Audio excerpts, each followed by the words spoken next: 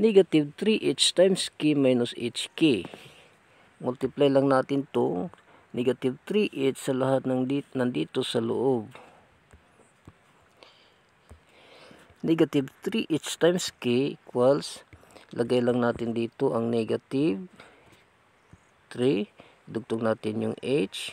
Tapos dugtong lang natin tong k. Negative siya dito. Naging negative siya dito dahil positive itong isa at negative itong isa. At negative times positive equals negative.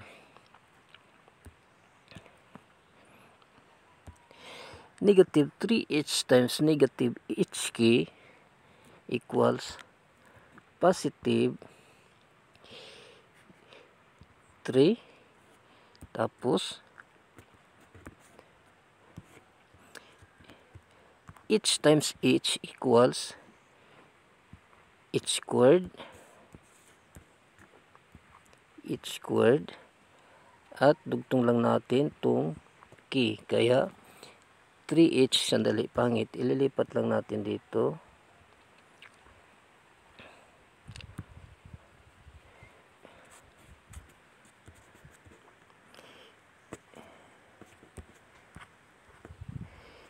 Negative 3hk. Tapos negative 3h times negative hk. Negative times negative equals positive. Kaya positive. Yan. Tapos 3. Lagay lang natin ang 3. Tapos h times h equals h squared. Tapos dugtong lang natin itong k. Kaya negative 3hk plus 3h squared k. Tama? Kaya next example.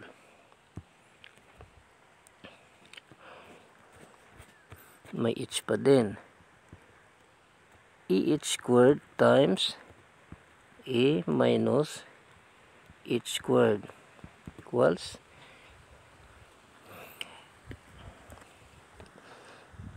squared times a times a equals e squared. Tapos wala nang kasama itong isa loob, kaya dugtong lang natin itong h squared. Positive siya dahil puro positive itong minultiply natin. Tapos h squared times negative h squared. Negative itong isa, kaya negative din dito. Lagay natin ang a. Tapos h squared times h squared. Lagay natin itong h dito. Add natin itong dalawang exponent na 2, which is 4. Kaya to 4th. Okay. H squared minus to 4th.